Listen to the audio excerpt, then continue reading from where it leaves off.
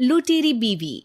नीता का परिवार उसकी शादी कराना चाहता है, पर नीता को अपने बॉयफ्रेंड से ही शादी करनी होती है, जिसके लिए परिवार तैयार नहीं होता।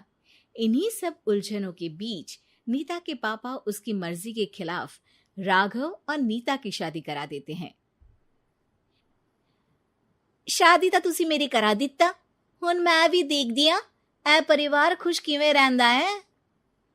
अपने गुस्से के चलते नीता शादी के अगले ही दिन से परिवार में सबको उल्टे जवाब देना, किसी की कोई बात ना सुनना और अपने मन मुताबिक रहना शुरू कर देती है, जिससे घर में सबको दिक्कत होती है, लेकिन नीता को कोई कुछ नहीं बोलता। एक दिन सास नीता के पास आती है। बहू की गल, तुसी किवें नाल या किसी गल से नाराज हो? तुहानू मेरी फिक्र करन दी कोई लोड़ नहीं, मैं ठीक हाँ। ऐसा बोल नीता वहां से चली जाती है, पर सास की बात उसके मन में रह जाती है। शादी के अगले दिन से ही मैं सब दे नाल किन्ना औखा बिहेव किता, फिर भी आ मेरे तो इन्ने प्यार नाल गल किवें कर सकदी आ। मां नू नफरत करनी नहीं आउंदी, ऐस करके वो सोचती आ कि एक ना एक दिन तुहाड़ा गुस्सा भी खत्म हो जाऊगा। यह कदे नहीं हो सकता। इससे पहले राघव कुछ बोलता, नीता का मोबाइल बजने लगता है, जिस पर राघव वहां से चला जाता है और नीता फोन पर बात करने लगती है। जिसके बाद अगले दिन से नीता की जैसे ही आत्मा बदल गई हो, वो बिना किसी के बोले घर के सारे काम कर देती है। उसकी ऐसी काया पलट देख राघव और उसकी माँ हैरान रह जाते हैं। बहू तबियत शबियत ता ठीक सी? तबियत छड्डो मां, मैनू लगदा इसदा दिमाग हिल गया। तुसी दोनों की गल करी जांदे हो? मैं ठीक आ ते मेरा दिमाग भी। बस आज रियलाइज हो गया कि मैं अपने गुस्से विच कितना प्यारा परिवार ठुकरा रही सी।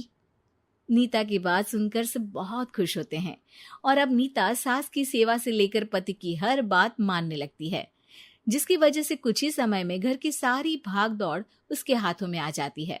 उसी के साथ सास और राघव भी हर काम के लिए नीता पर ही डिपेंड हो जाते हैं। नीता मेरा लैपटॉप किथे आ? बहू मेरी दवाइयां। अब नीता अच्छी पत्नी और सर्वगुण संपन्न बहू बन गई होती है और इसी तरह विश्वास जीतते हुए एक दिन तिजोरी की चाबियां भी उसके हाथ में आ जाती है। ऐ हुई ना गल, हुन आएगा जिंदगी विच स्वाद। तिजोरी की चाबियां हाथ में आती ही नीता एक रात सास और पति के सोते ही सारे गहने और कैश लेकर घर छोड़ अपने बॉयफ्रेंड के पास चली जाती है। रवि मैं आ गई, अब सानू कोई अलग नहीं कर सकता। ते वेख मैं सारी ज्वेलरी ते कैश भी साथ ले आई। नीता की ये बात सुनकर रवि खुश हो जाता है और वो दोनों साथ रहने लगते हैं, जिसमें नीता पूरा समय काम करती है तो रवि उसके लाए पैसों पर ऐश करता रहता है। मैं तेरे तो प्यार कर दिया ता करके ससुराल छड़ाई, और एक तू आ जो पैसों दे आगे कुछ भी नहीं देखदा। ओ महारानी अपने काम तो काम रख, मेरे ते जुबान लड़ान दी जरूरत नहीं, वरना इस घर तो बाहर कर देना है। ऐ मेरा घरा तेरा ससुराल नहीं, जीवे मन किया रहली इथे रहन लाई, हाथ चला जुबान नहीं। रवि की बातें सुन नीता के सिर पर जैसे आसमान ही टूट जाता है।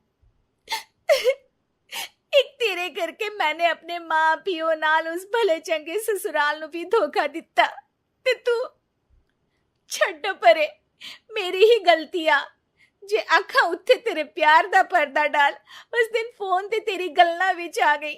जे नहीं आउंदी ता आज खुशी नाल उथे ही बैठी होनी सी।